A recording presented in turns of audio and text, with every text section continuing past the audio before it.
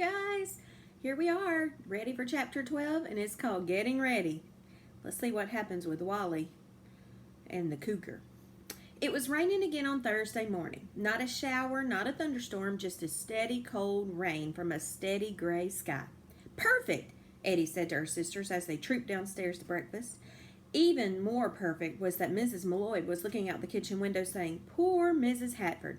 Imagine having 9 boys cooped up inside your house on a day like this." Most of the houses in Buckman, near the college anyway, were old and big, but they weren't big enough where it seemed to matter. A few had wraparound porches, but most had no family rooms, and rough play was not allowed in the parlors. The basement of a Victorian house was likely to be damp, with winter sleds and summer lawn furniture, rakes and shovels and Christmas decorations all stored in its corners and along the walls. The old Benson house where the Malloys were staying now had a basement big enough for a ping-pong table, but not much else. Eddie went to the window and stood beside her mother. "Yeah, it's too bad, all right, and I invited the guys here today." "Oh, Eddie," said her mother, "not with all this rain. Even if they stay in the basement, they'll be tracking mud all over the place." "Well, it seemed the polite thing to do," Eddie answered. "We can't very well make them stay outside," added Beth. Mr. Malloy was checking the weather forecast in the newspaper. "Rain all week," he said. "I guess that's a chance you take over spring vacation." Eddie gave Caroline her cue. "I know," Caroline said brightly. "Why couldn't we play in the garage? We could turn it into a clubhouse or something, just for the rest of the week, and all 12 of us could hang out there." Mrs. Malloy turned from the window and looked at her husband. "You know, that's not a bad idea. I'd rather have mud out there than on my rugs." "Okay," said Coach Malloy. "When I get home this evening, I'll park under the sycamore, and they can have the run of the place." Beth raised her eyebrows in a victory signal, and as soon as the girls concluded that Mr. Hatford had left for his job at the post office and Mrs. Hatford had gone to work at the hardware store, they phoned the boys. Josh answered. "We're on," said Eddie. "Dad said we could hang out in the garage." "Way to go," Josh said. "We'll be over." It was an hour before they got there, however. Peter and Doug looked very sleepy. Peter, in fact, was still wearing the bottom half of his pajamas, and Caroline realized that the older boys had probably forced them to get up, since they weren't supposed to be left at home alone. But the older boys had come prepared. Jake was carrying a sleeping bag. "Okay, guys. Peter, Doug, follow me," he said, and climbed up the ladder nailed to the inside wall of the garage. Jake disappeared through an open square in the floor above them. The old garage, like a barn, had a loft at the top where the Bensons and now the Malloys stored window screens. The center of the loft was just high enough for the older boys to stand up in. Everyone followed Jake to the floor above, where he tossed the sleeping bag onto the floor, and Doug and Peter, giggling, crawled into it, more awake now than sleepy. The others sat on the floor listening to the rain drumming hard on the roof above. "You know, I don't see how this is supposed to work," said Bill. "Suppose we do lure the cougar into the garage. Suppose Wally does hear it down below. How is he supposed to crawl over to the loft window, stick the fishing pole out, push the door closed with it, flip the metal plate over the latch, and knock the latch sideways with a fishing pole, all in the dark?" The boys looked at the girls and the girls at the boys. "He's right," said Jake. "It won't work. The cougar's not going to sit down and politely eat his dinner while we lock him in." "Okay, plan B," said Steve. "What's plan B?" asked Eddie. "I don't know." They got quiet. "We've got to think of something," said Tony. "We're so close. You just know that cougar will be back again. If it was traipsing around when we didn't have any food out there, you know that with a fat roasting chicken, it will probably come inside long enough to grab it." More silence.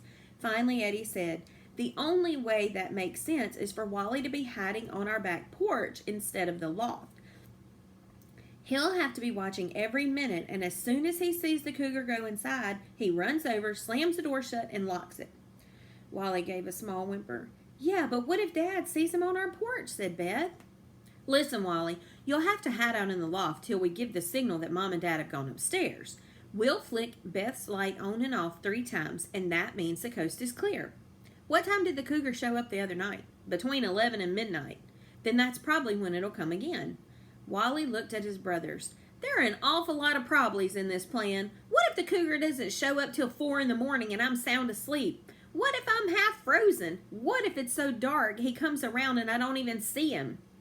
I'll sleep with Caroline tonight and leave the light on in my room. It shines out on the space between the house and the garage. If there's a tasty chicken inside, I don't think a little light will stop the cougar from going after it." "Where do we get the chicken?" asked Danny. "We'll go to the store this afternoon," Eddie told them. "How much is a chicken?" Caroline asked her sisters when the boys had gone home for lunch. "I don't know, a couple of dollars maybe. How much do you have, Eddie?" "Enough to buy a new glove before baseball tryouts, but not much more," Eddie said. "What about you, Caroline? We already spent some money on wallpaper, remember?" $1.50, Caroline said. They pulled their money and came up with $3.25. "How come the boys aren't forking over anything towards this chicken?" "We didn't ask them to. But anyways, if we catch the cougar, it will be at this house and we'll get our names in the paper." "Sure, girls mauled by cougar," said Caroline. "Oh, hush, let's go to the store." With Mrs. Malloy at the dining room table writing letters, Eddie, Beth, and Caroline put on their yellow waterproof jackets and sloshed to the store where their mother usually shopped. "What can I get for you girls?" the butcher asked. "How much is a chicken?" asked Eddie. "Whole or cut up?" said the butcher. The girls looked at each other. "Which do you think the cougar would prefer?" "I'd think he'd like it in pieces, easier to eat." "But a whole chicken would seem more like nature in the raw," said Caroline. "Whole," Eddie told the butcher. "It's a nice plump chicken." "We don't have that much. How about a scrawny one?" The butcher frowned. "I don't think your mother would be very happy with that. I know the kind she likes." "Well, this is sort of an unusual case. Scrawny will be fine."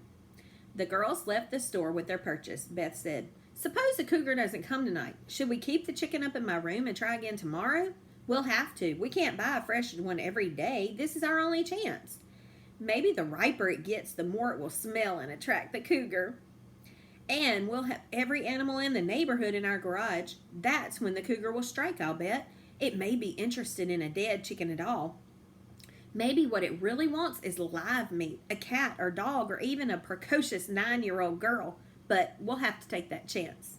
The boys came back later that day, and they all played cards in the loft while Doug and Peter took turns tying parachutes to their G.I. Joe dolls and dropping them out the loft window. Eddie had rigged up a light in the loft, and Mrs. Malloy let them take out a pile of old corduroy cushions to sit on, so the loft had become a more inviting place. As a surprise, Mrs. Hatford ordered some Kentucky Fried Chicken to be delivered to them in the garage. And the 12 had a boisterous picnic, trading pieces of chicken for extra biscuits or bartering for an extra can of pop. "Boys," Coach Malloy called out around 7, "the Hatfords want you home now, so pack it up." Up in the loft, Eddie crawled around gathering up all the leftover chicken bones and put them in a sack for the garbage. One by one, the Malloys and Hatfords and Bensons climbed down the ladder into the garage below. "You better come on home, Wally, sneak back later," said Josh. "If Mom sees you around for a while, she probably won't discover you're missing later." "Yeah," said Jake. "If Josh and I were gone, she'd know right away we were up to something. And if Peter wasn't there, she'd notice. But if Bill and Danny are in your room and your bed had a couple of pillows in it, she won't think to ask. When you're the middle child, you can get away with murder." The boys went off down the hill toward the swinging bridge, and the girls went back inside. "I've got that roasting chicken in my closet," said Beth. "When do we put it in the garage?" "Not until Wally gets back, that's for sure," said Eddie. Around 10 o'clock, just after her father had locked up for the night, Caroline saw the beam of a flashlight bobbing about in the loft and knew that Wally had come back and was waiting for their signal.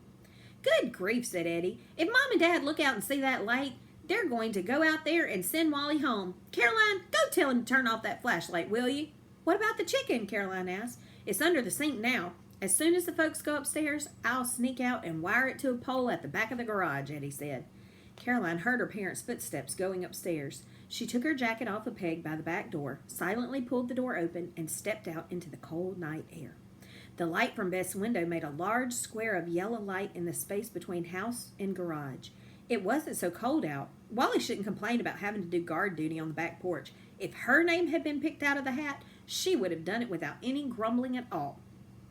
She had just started down the porch when something caught her eye.